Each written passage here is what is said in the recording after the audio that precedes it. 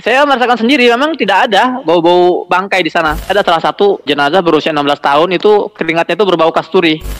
Seorang nenek dalam wawancaranya dia mengatakan dengan tegas, kami bersama para pejuang, sekalipun hanya menyisakan satu orang, satu nyawa di Gaza, semua dibunuhi, kami tetap bersama pejuang.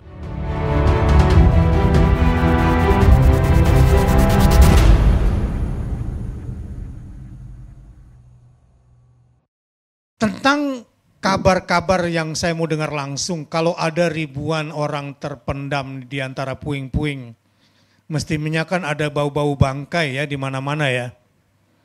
Kemudian juga barangkali tadi sudah terjawab ada protes dari masyarakat, ini semua gara-gara Hamas atau gara-gara jihad Islami atau apalah gitu. Coba tolong dijelaskan sedikit soal ini. Iya, Zat. 5 hari pertama agresi Israel saya berlokasi di area Rumah Sakit Indonesia di wilayah Jalur Gaza bagian utara. Saat itu setiap hari saya ikut menyambut ratusan jenazah yang datang ke Rumah Sakit Indonesia, anak-anak dan wanita terutama jenazah korban serangan itu. Dan ya ada yang sehari 2 hari itu terpaksa berada di ruang mayat ya, ruang jenazah karena kan perlu waktu untuk identifikasi biasanya kan. Ada yang sampai seharian itu. Nah, saya merasakan sendiri memang tidak ada bau-bau bangkai di sana. Oke lah, ada bau-bau amis darah itu wajar, darah ceceran, amis ada. Tapi untuk bau-bau bangkai ini nggak ada. Gitu. Bahkan salah satu teman saya, Fikri namanya, relawan Mercy, itu dia mendapat kemuliaan mencium bau kasturi dari salah satu korban jenazah. Meskipun nggak semuanya, tapi ada salah satu jenazah berusia 16 tahun itu keringatnya itu berbau kasturi. Ketika dipegang jidatnya, dahinya dan dicium itu memang bau kasturi. Itu menurut kesaksian langsung dari Fikri. Nah, dan saya juga seringkali saya datang ke wilayah reruntuhan yang masih banyak korban-korban yang tertimbun. Ada juga di tempat di sini di sekitar 300 meter atau kurang.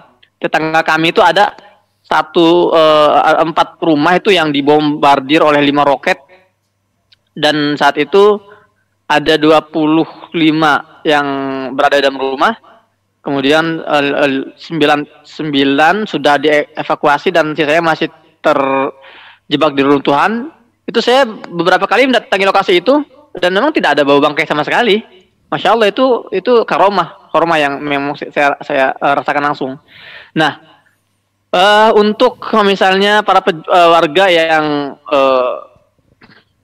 yang respon warga terhadap para pejuang, apakah mereka ada semacam dongkol atau mengeluh? Enggak ada sama sekali. Bahkan seorang nenek ya dalam wawancaranya dia mengatakan dengan tegas, kami bersama para pejuang, sekalipun hanya menyisakan satu orang, satu nyawa di Gaza, semua dibunuhi, ya kami tetap bersama pejuang. Kami tidak akan pernah mungkin menyalahkan para pejuang. Nah, jadi kalau saya memahami bahwa para pejuang di Gaza ini tidak hanya mereka yang mengangkat senjata. Seorang ibu yang tegar bertahan setelah kehilangan anaknya itu juga seorang pejuang. Karena dalam konteks pertempuran hari ini, meskipun kita tidak bisa mengatakan ini pertempuran, ini adalah sebuah genosida. Tapi kalau sekiranya kita boleh sekarang menyebut itu pertempuran, maka pertempuran yang terjadi sekarang adalah pertempuran ketahanan. Ma'rokat as-sumud, pertempuran ketegaran. Nah, dalam kondisi ini, baik yang di garis terdepan yang mengangkat senjata maupun yang berada di rumah-rumah itu harus benar-benar kuat. Kalau pejuangnya kuat, kemudian warganya itu cengeng, warganya itu gampang ngeluh, itu akan kalah.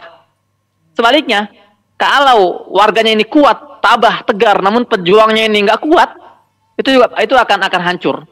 Tapi yang kita lihat sekarang, alhamdulillah, para pejuang ini konsisten,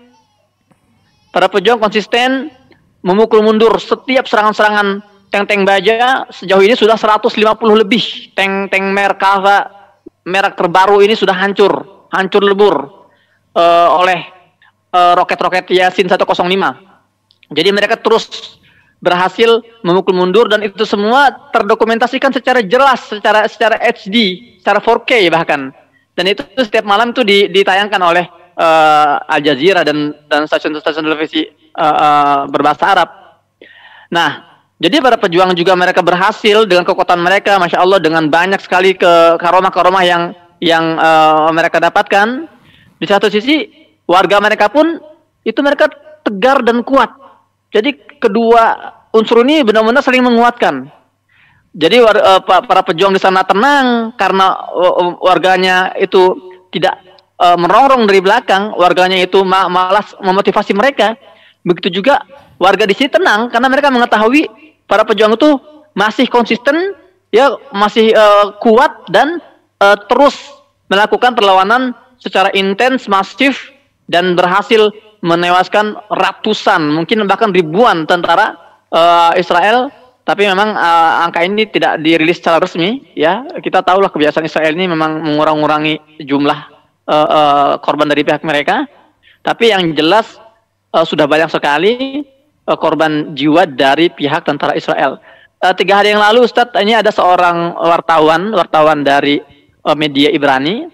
Itu dia masuk ke sebuah rumah sakit khusus untuk militer, dan dia mendapatkan ada puluhan mayat-mayat militer yang berserakan dan mau dikuburkan secara diam-diam. Jadi ada banyak tentara Israel ini yang memang mereka ini tidak jelas namanya nasabnya, karena datang dari berbagai negara-negara yang berbeda gitu kan, dan mereka itu terbunuh dalam pertempuran. Jadi mereka juga malah nggak akan ada yang nyari inilah, hanya pihak militer ini berusaha untuk menguburkan mereka tanpa diberitahukan kepada media. Dan itu terbongkar oleh wartawan ini, kalau nggak salah dari media Haaretz Ibrani. Dan ketika dia sudah terlanjur posting dalam satu cuitannya, wartawan ini langsung diberhentikan dari pekerjaannya, dan saya nggak tahu gimana nasibnya. Artinya itu membuktikan ada banyak kebohongan yang sedang ditutup-tutupi oleh militer Israel terkait jumlah korban yang jatuh dalam pertempuran darat kali ini. Baik. Pertempuran adu tegar, As-Sumud, adalah sebuah pertempuran yang sebetulnya kalau kita ambil dari surah Al-Ikhlas, Allahus Samad. Memang rakyat dan pasukan perlawanannya harus memiliki ini.